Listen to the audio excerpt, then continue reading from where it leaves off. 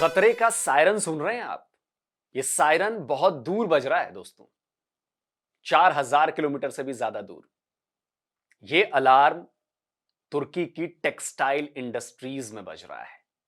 खबर आ रही है दोस्तों कि तुर्की की टेक्सटाइल इंडस्ट्रीज जबरदस्त क्राइसिस में फंस चुकी है। खबर बता रही है कि तुर्की की टेक्सटाइल इंडस्ट्रीज में फैक्ट्रियां लगातार बंद हो रही हैं और लोगों को ताबड़तोड़ नौकरी से निकाला जा रहा है। उनकी बकाया सैलरी मारी जा रही है। यह जून 2025 में छपी रिपोर्ट है। इसमें बताया गया है कि तुर्की के टेक्सटाइल और अप्रैल इंडस्ट्रीज के 2147 बिजनेस केवल 3 महीनों में शटडाउन हो गए, बंद हो गए। 2 सितंबर 2025 की छपी रिपोर्ट में बताया गया कि तुर्की की गारमेंट एंड टेक्सटाइल इंडस्ट्रीज में जबरदस्त उथल पुथल मची हुई है और 1,10,000 लोगों को अपनी नौकरी से हाथ धोना पड़ गया है। अक्टूबर आते आते यह आंकड़ा और भी बढ़ा और ज्यादा भयानक हो चुका था। रिपोर्ट्स बता रही थी कि तुर्की की टेक्सटाइल और अप्रैल इंडस्ट्रीज में काम करने वाले 2,10,000 लोगों को नौकरी से निकाल दिया गया था। इसी रिपोर्ट में यह भी बताया गया कि इंडस्ट्रीज को $7 बिलियन का प्रोडक्शन लॉस झेलना पड़ा है। यह आंकड़े दोस्तों यहीं खत्म नहीं होते हैं। 2025 के अंत तक टेक्सटाइल से जुड़ी 4,500 कंपनीज के शटर डाउन हो गए और इनमें काम करने वाले 3,80,000 लोगों की नौकरियां चली गई। इन नंबर्स का मतलब समझ रहे हैं आप? मतलब यह है कि तुर्की का टेक्सटाइल और गारमेंट सेक्टर क्रैश कर चुका है। जबरदस्त तबाही मची हुई है और यह हाल तब है जबकि टेक्सटाइल इंडस्ट्रीज तुर्की की इकोनॉमी का एक बहुत बड़ा आधार है। फाइबर टू फैशन की 2008 की यह रिपोर्ट बता रही है कि तुर्की की जीडीपी का 10% हिस्सा टेक्सटाइल इंडस्ट्रीज से आता है। देश के टोटल एम्प्लॉयमेंट का 20% यही इंडस्ट्री देती है। देश में होने वाले टोटल इंडस्ट्रियल प्रोडक्शन का 40% टेक्सटाइल सेक्टर में ही होता है। 2024 में तुर्की ने $35.1 बिलियन का टेक्सटाइल एक्सपोर्ट किया था। तब वो टेक्सटाइल की दुनिया का छठा सबसे बड़ा एक्सपोर्टर था। इसका सबसे बड़ा मार्केट अमेरिका और यूरोप था। 2024 में जर्मनी को $4.08 बिलियन, अमेरिका को $2.5 बिलियन, स्पेन को $2.47 बिलियन, नीदरलैंड्स को $2.24 बिलियन और यूनाइटेड किंगडम को $2.2 बिलियन का टेक्सटाइल एक्सपोर्ट तुर्की की तरफ से किया गया। यानी तुर्की का ज्यादातर टेक्सटाइल एक्सपोर्ट यूरोपियन यूनियन पर निर्भर है।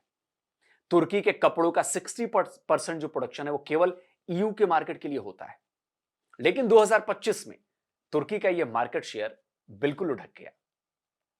रिपोर्ट्स के मुताबिक जनवरी से मई 2025 के बीच ईयू में चीन के प्रोडक्ट्स का इंपोर्ट 21.8% बढ़ गया। वहीं बांग्लादेश से भी इंपोर्ट 17.9% बढ़ा, लेकिन तुर्की से इंपोर्ट कम हो गया। तुर्की से होने वाले इंपोर्ट में 5.1% की गिरावट दर्ज की गई थी। यह 30 सालों की दोस्तों, ये पिछले 30 सालों की सबसे बड़ी गिरावट थी। 8 अगस्त 2025 को छपी रिपोर्ट के मुताबिक तुर्की का टेक्सटाइल और अप्रैल एक्सपोर्ट $15 बिलियन तक कम हो गया था और यह रिपोर्ट इसी साल 26 जनवरी की है। इसके मुताबिक टेक्सटाइल एक्सपोर्ट में 4.4% की गिरावट आ चुकी है और टोटल एक्सपोर्ट केवल $26.18 बिलियन का ही रह गया था।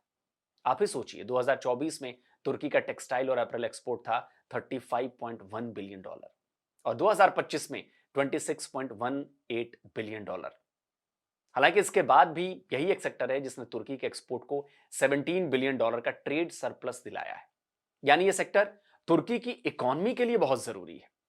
अब सवाल उठता है कि जो सेक्टर तुर्की के लिए इतना अहम है, उसकी दुर्दशा क्यों है ऐसी?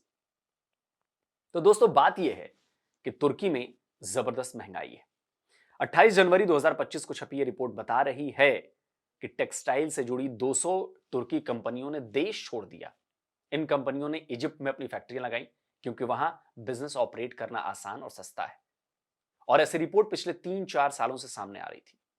टेक्सटाइल सेक्टर बढ़ते कॉस्ट से पार नहीं पा रहा था। महंगी बिजली, महंगे लोन और दूसरी कई सरकारी अड़ंगेबाजी ने इस सेक्टर को तोड़ कर रख दिया। कंपनियां ताबड़तोड़ बैंकरप्ट होने लगी, उनका भट्टा बैठ गया, लोगों की नौकरियां चली गईं। ईयू के मार्केट में चीन और बांग्लादेश की घुसपैठ ने उसका एक्सपोर्ट और ज्यादा कम कर दिया। लेकिन अब तुर्की के सामने एक और बड़ी चुनौती आ रही है और वो बड़ी चुनौती कोई और नहीं, वो है भारत। भारत अब जीरो टैरिफ के साथ ईयू के मार्केट में अपने प्रोडक्ट्स उतारेगा, खासकर टेक्सटाइल। इनमें गारमेंट मटेरियल्स भी हैं। यानी तुर्की को ना केवल चीन और बांग्लादेश बल्कि अब तो भारत से भी टक्कर लेनी होगी। तुर्की के लिए मुश्किल इसलिए भी बड़ी है क्योंकि भारत के प्रोडक्ट्स चीन और बांग्लादेश के मुकाबले सस्ते हो सकते हैं।